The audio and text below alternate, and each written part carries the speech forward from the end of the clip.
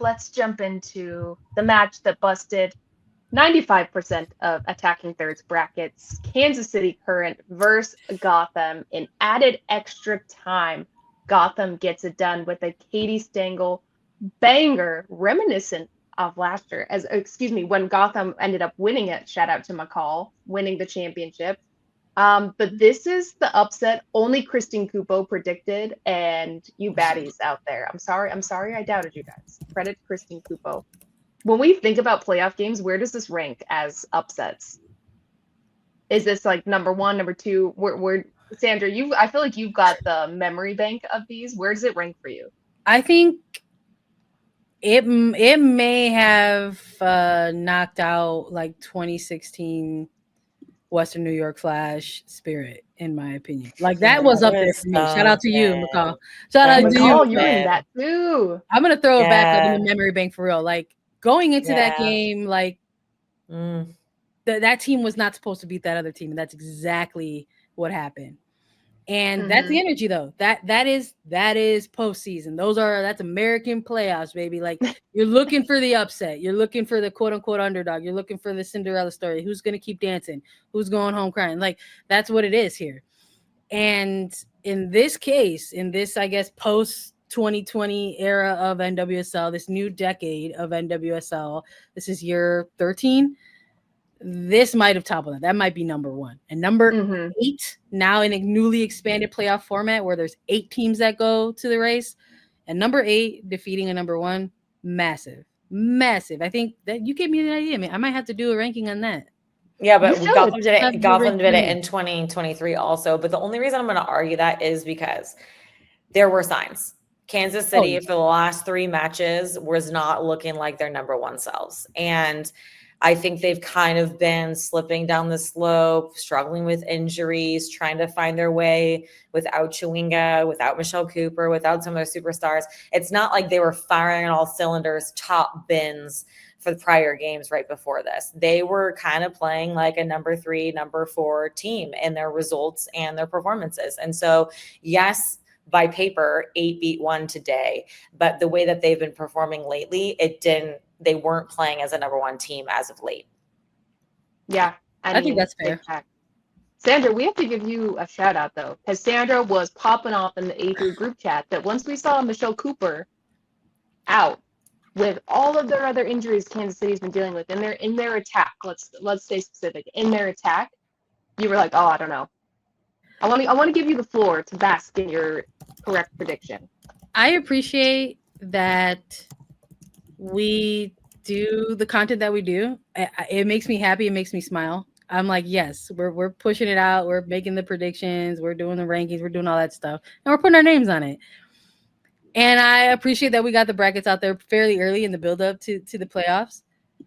But as soon as those availabilities drop, and you're like, a shout out to you, Breen. Look, the group chat is sacred and holy, but I will 100% put myself on blast too. As soon as that dropped, I met every single all caps of my oh shit when I saw that Cooper was out. You love her. Out. You love her. That give me how much stock can I buy in Michelle Cooper? How much does it cost? Because I'm so into her too. I'm all in.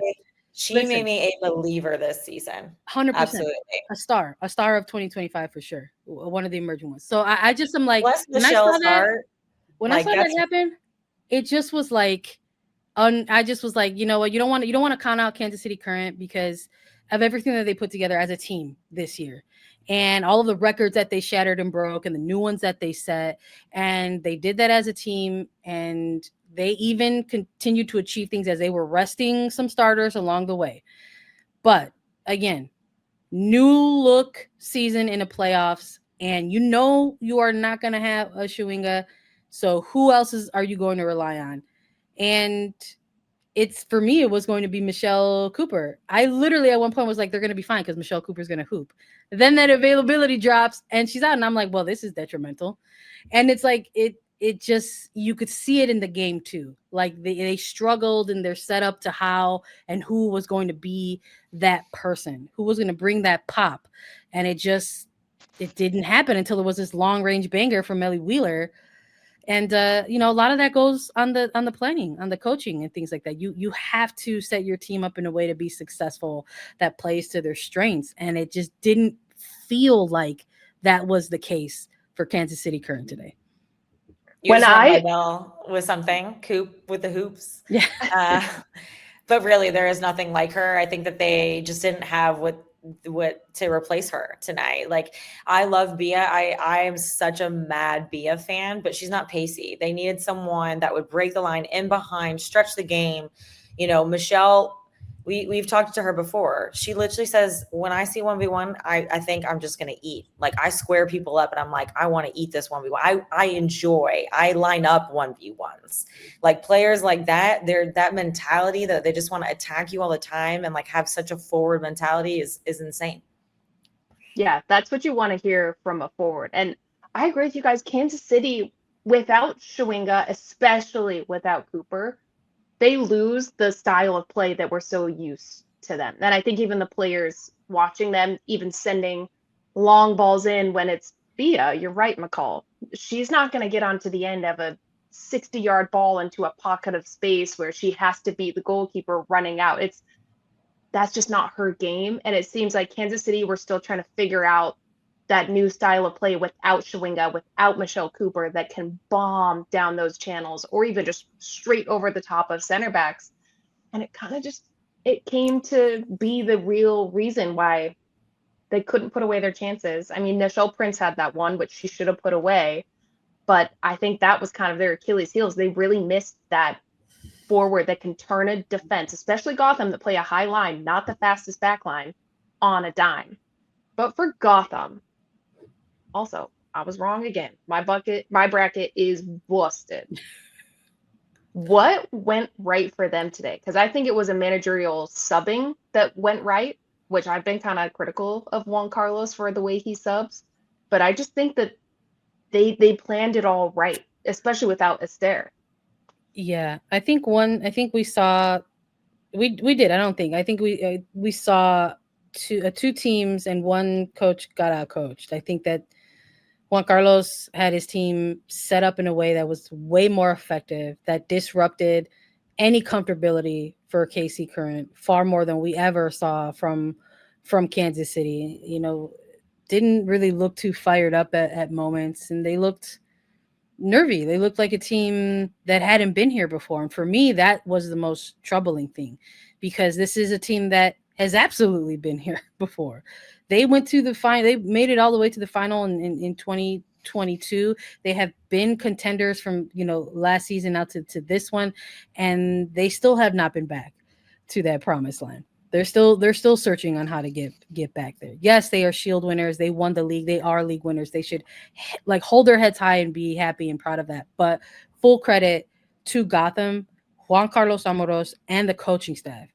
Like, it is una bruja, bro. Like, he's a witch. Like, I don't know how he saw or what he was figuring out or how he was like, you know, he was like, this is what we're going to do. But like, part of that too is also credit to the players for executing. Like, we knew that we were not going to see a Gotham team have the performance that they did on decision day in the playoffs. We knew that that's not what was going to happen because of how they were going to try to set things up. And so Emily Sonnet being one of those players, I mean, Jaden Shaw being a player who's like, you know what? I've arrived. Here I am. Like, I'm home. Meeting the moments. Like, that is part of the beauty of these playoffs. So like full credit to Gotham. It is a massive upset, and they should be celebrating it as such. Yes. I've got to say, Jaden Shaw's post-match comments of, she was asked, what does it feel, you know, to be the underdog and prove everyone wrong? She said, underdog my ass. And I'm so here for that energy. And I know we have a graphic to show that Jaden Shaw said that, but I'm so here for that energy because I think we've been wanting this from Jaden Shaw for the past year and a half, that I saw that energy, and then I think it went away when she was with the Courage, and then she's got a swagger back. And McCall, you can talk about her. You've been high on Jaden Shaw, but I mean, the girl deserves her flowers. Yeah, Jaden for sure, but just Gotham as a whole. I love full credit to Gotham for what they did on the pitch, and she was a huge reason. Obviously, that goal, she just found a little window, banged that in low, past the goalkeeper. And since she has gotten to Gotham, it's the same that's happened to Jalen Howe. They feel like they're at home. They found their place. They enjoy playing in that system around those players, and they are coming alive. And they've both bounced around the league a little bit, both underperformed for their expectation. They've been in and out of national team, and Gotham is their home. But not only what they did on the pitch, for me, this match today, Gotham versus Kansas City, was won before they even stepped on the pitch. And the reason I say that is because it's the total psychology of it. And what I mean by that is Kansas City was a wounded animal, and they knew it. Once they saw that Chawinga was out and Michelle Cooper was out, they said, ooh, we're going to cook and we're going to eat today. Also, the last time that they played them, they got cooked and smoked. So they had so much motivation where we have to mind all our P's and Q's, cross all our T's, dot our I's, get everything right. And we have all the fuel out there to not get beasted like we did last time we played Kansas City. And we're going to show them that we're better than them. So those two psychological factors there was no way Gotham was going to be defeated today. McCall, I love it. And now I'm kind of hungry. Let's eat, roast, cook. Come on, McCall. Hot dogs. Let's hear the clip of Jaden Shaw though with her post-match comments. Just like the table doesn't show how good of a team this is. Like I think being in 8th place is like we're not an 8th place team, and like I'm sorry, but like underdog my ass. Like we're not an underdog. We came into this game knowing that people thought that we were the underdog. People thought that we were, just the last seed that barely made it in the playoffs, and like that's not who we are, and we're gonna continue to grow as a team, and it's just like I said earlier, only the beginning. I love it. Good energy. I love it. Energy. And Katie Stengel sitting back like, yeah, tell them. Also, Katie Stengel clutch gene?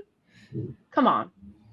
I love her story. I mean, do we have time to dig into that? Because she has left another episode, but I'm just going to set the table. She left and came back to Gotham twice and came and saved Gotham twice. Stengel. I call her Stang. Oh, freaking wild stallion Stang. Like she is just, wow.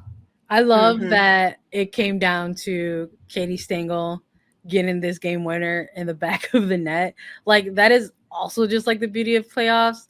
Like this is a player who has largely found herself in this position. She's been a role player, since returning back to NWSL. I think prior to that, maybe a sometime starter. We would see that with Utah Royals a bit, but it's like you see this player come back and on a team like Gotham has players in front of her. Like she's coming in off the bench. Like you have to know your role. So just like making sure you're getting out there and executing, like it is just like, Katie Stengel taking down the Giants of NWSL. Yeah. Feels right.